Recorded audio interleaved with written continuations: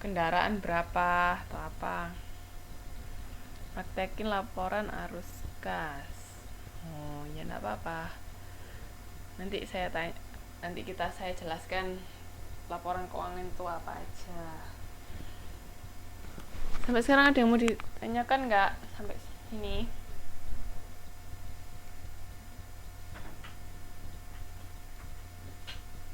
Belum? Yang lainnya?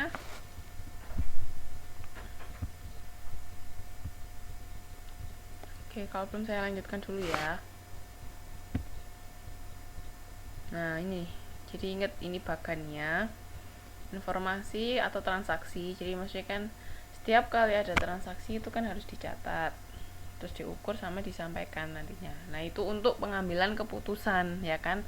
Kayak misalnya tahun ini misalnya tahun 2000 jangan tahun ini kan belum selesai, 2015 misalnya perusahaan rugi, kira-kira kenapa ruginya, bagian apa misalnya kan. Kalau perusahaan rugi itu kan berarti pengeluarannya kan lebih banyak daripada pemasukan ya toh.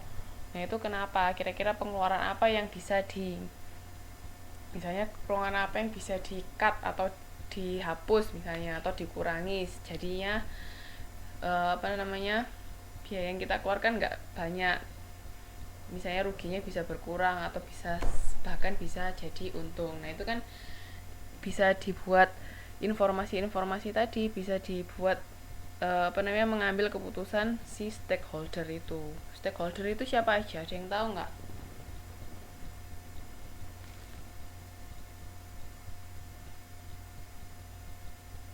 Ada yang tahu stakeholder itu siapa aja?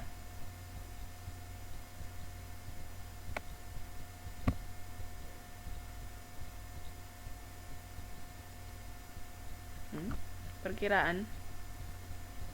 Investor, pemilik modal, terus siapa lagi? Stakeholder sama stockholder itu beda loh ya, jangan bingung. Nanti saya jelaskan. Kreditur, investor, siapa lagi? Masih banyak stakeholder. Stakeholder itu kan orang-orang yang berkepentingan dengan perusahaan. Kira-kira siapa aja?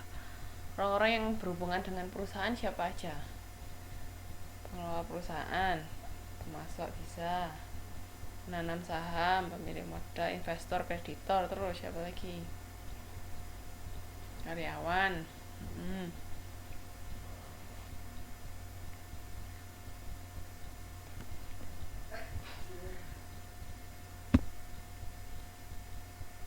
Nah ini ya, jadi kurang lebih sudah benar. Jadi stakeholders atau pemangku kepentingan itu maksudnya orang-orang yang memiliki kepentingan dengan perusahaan itu siapa aja. Jadi dia ada dua jenisnya, yaitu internal user sama external user. Internalnya siapa? Maksudnya internal itu berarti orang-orang di dalam perusahaan. Berarti siapa ya? Manajemennya, maksudnya orang-orang yang mengelola perusahaan sama karyawan perusahaan. Kira-kira kenapa kok manajemen perusahaan perlu tahu laporan keuangan atau informasi ekonomi? Pihak manajemen sama karyawan kira-kira kenapa kok mereka perlu tahu informasi tersebut?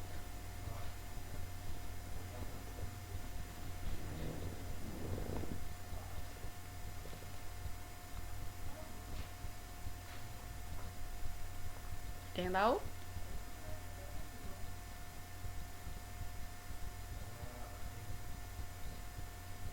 Untuk ya semua untuk mengambil keputusan, tapi keputusan apa kira-kira?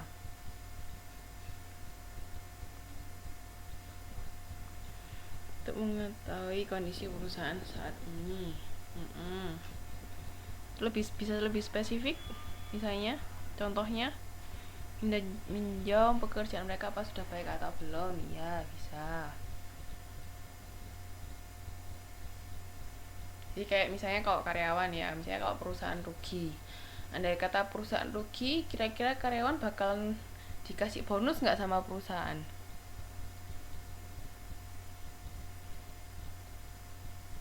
Kira-kira kalau perusahaan merugi, kan nggak mungkin kan karyawan yang akan dikasih bonus. Makanya misalnya Misalnya karena tahu si para karyawan ini tahu kalau perusahaannya rugi, mereka mungkin tahun ke depan akan lebih giat lagi bekerja, itu bisa seperti itu. Tapi andai kata misalnya ruginya sudah 3 tahun berturut-turut, misalnya mungkin mereka memutuskan untuk meninggalkan perusahaan, kan juga bisa ya kan. Jadi itu bisa dipakai banyak hal ya. Terus kalau untuk manajemen perusahaan kan kira-kira strategi apa yang bisa dilakukan perusahaan. Misalnya tadi merugi, kira-kira apa yang harus dilakukan supaya perusahaan ini bisa paling nggak rugi. Kalau bisa dapat keuntungan itu malah lebih bagus kayak gitu toh. Nah kalau external usernya itu kan investor. Kenapa kok investor perlu tahu laporan keuangan? Perlu tahu informasi ekonomi perusahaan. Bonus PHK.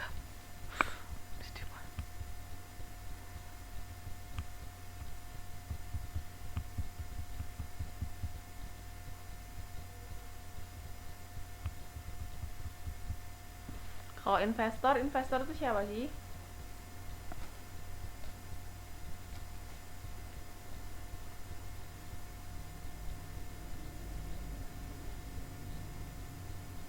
Ya, untuk meyakinkan investor menanam modal pada perusahaan ya. Jadi investor itu kan orang yang menanamkan modal atau memberi kucuran, misalnya kucuran dana kepada perusahaan. Kira-kira kan biasanya kan investor itu dia mau mengeluarkan dana, tapi kan pasti mereka buntutnya kan pengennya ada returnnya kan, maksudnya mereka dapat keuntungan apa. Jangan sampai investor itu dia menanamkan modal ke perusahaan yang sudah misalnya kondisinya sangat parah, nggak bisa tertolong lagi. Nah dia kan rugi. Buat apa mengeluarkan duit banyak yang nantinya dia nggak bisa dapat apa-apa, ya toh. Itu makanya mungkin juga bisa jadi ada misalnya keadaan perusahaan sekarang lagi rugi atau lagi kurang baik, tapi investor bisa lihat apa namanya masih ada harapan di masa depan itu perusahaan ini masih bisa bangkit lagi. Nah mungkin mereka bisa mengambil resiko seperti itu. Oh nggak apa-apa wes, mungkin ke depan ini kok masih ada peluang yang bagus bisa berkembang. Nah mereka tetap mau invest, itu juga bisa gitu. Jadi investor itu yang menanamkan modal ya. Kalau kreditor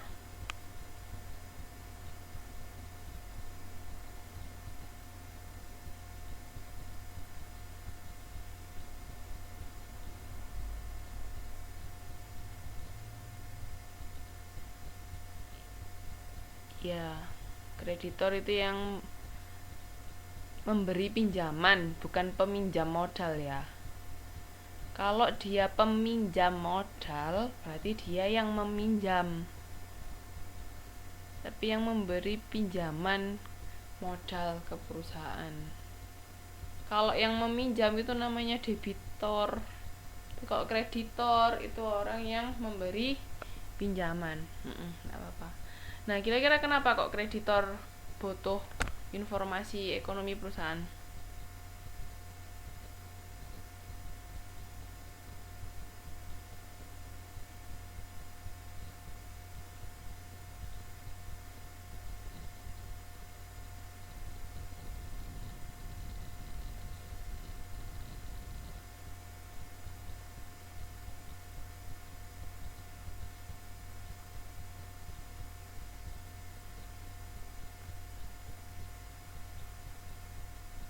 Penjamin bisa mengambil, iya,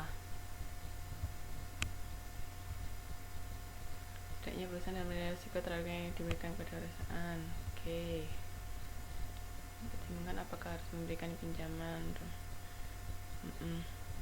Jadi hampir sama kayak itu ya, hampir sama kayak si investor. Jadi kreditor itu kan dia akan meminjamkan duitnya. Nah kalau orang meminjamkan duit apalagi dalam jumlah yang besar, kan mereka was-was kalau misalnya perusahaan tidak bisa mengembalikan duitnya, ya toh. Biasanya juga kadang-kadang kan ada jaminan ketika si kreditor